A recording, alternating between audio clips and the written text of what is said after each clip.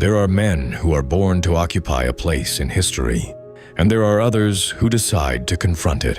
Roberto Arzú García-Granados grew up within a family deeply tied to the political and democratic life of Guatemala. His maternal lineage ties together two decisive moments in history. He is the great-great-grandson of General Miguel García-Granados, leader of the 1871 Liberal Revolution, and president who laid the foundations of Guatemala's modern state.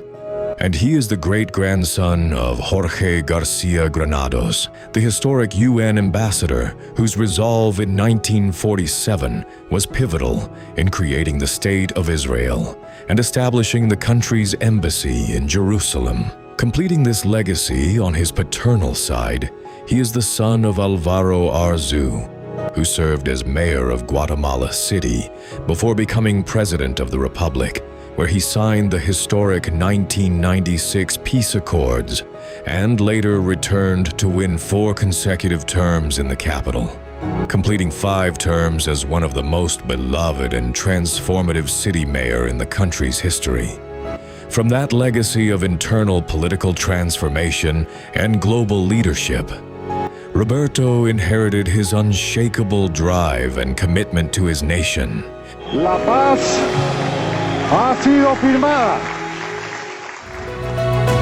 As a young man, he traveled to the Boston, Massachusetts area to study at the Fessenden School, an institution recognized for its academic training, discipline, and character development. It was there, far from his family and everything he knew, that he began to grow as a person. But his story did not begin in an electoral campaign. It began by building. For over 3 decades, Roberto built companies spanning international franchises, media outlets, tech initiatives, and sports venues, alongside major real estate projects, including over 16 shopping centers and Marina del Sur, the largest tourism resort development in the region. He learned to negotiate, to lead teams, to make tough decisions, and above all, to transform ideas into reality.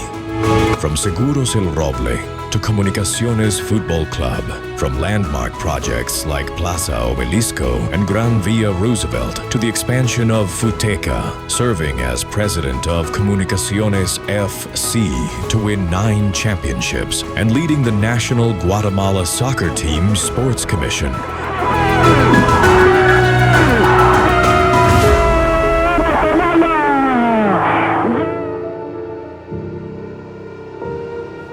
His story is not that of a perfect man. Amidst the height of his business success, he fell into the disease of alcoholism.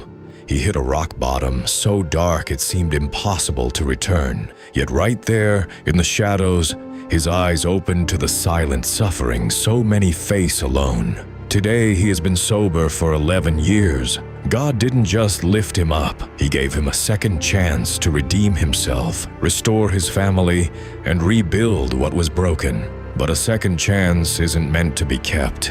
It is meant to serve. That rebirth forged an unbreakable purpose to stand with those who suffer and dedicate his life to transforming his nation.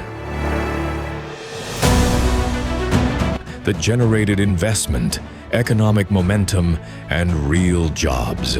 Roberto Arzú got to know Guatemala from the business world, but also from its streets, from its markets, from its communities, and from the deep inequalities that for decades have condemned millions of Guatemalans to live without security, without opportunity, and without justice. That was when he decided to enter party politics, not to become part of the system, but to challenge it. In 2019, over 250,000 Guatemalans backed his presidential candidacy. But for Roberto, that election wasn't the end of a campaign. It was the beginning of a fight. A fight against a political model built to protect privileges, against institutions used to persecute opponents, against a justice system turned into an instrument of pressure, and against that network of interests that Guatemala knows as the pact of the corrupt. While others remained silent, Roberto named those responsible. While some sought deals behind closed doors, he publicly denounced Consuelo Porras and the Public Prosecutor's Office for using the institution's power to persecute, intimidate, and protect those who benefit from impunity. That confrontation had consequences. In 2023, Roberto Arzú was excluded from the presidential race. For his opponents, it was one less candidacy. For him, it was confirmation of something much deeper. The system does not fear those who criticize it. It fears those who are willing to change it, because Roberto Arzú does not talk about managing decline. He talks about reclaiming the country, about ending monopolies and privileges, about restoring security to families, about creating dignified jobs, about opening opportunities for the youth, about directly confronting the mafias that took over the state, and about building a Guatemala where the law does not protect the powerful, but the citizen. It is the story of someone who decided not to kneel, who could have remained comfortable but chose to disrupt, who could have stayed silent but chose to speak out, who could have negotiated with the system but decided to confront it. Because sometimes changing a country requires more than experience. It requires courage, it requires character, and it requires being willing to pay the price. Roberto Arzú has already made a decision not to step back, not to surrender, not to stay silent. How much longer can the system hold back a people that has already decided to awaken? The fight continues, and this time, Guatemala is ready too.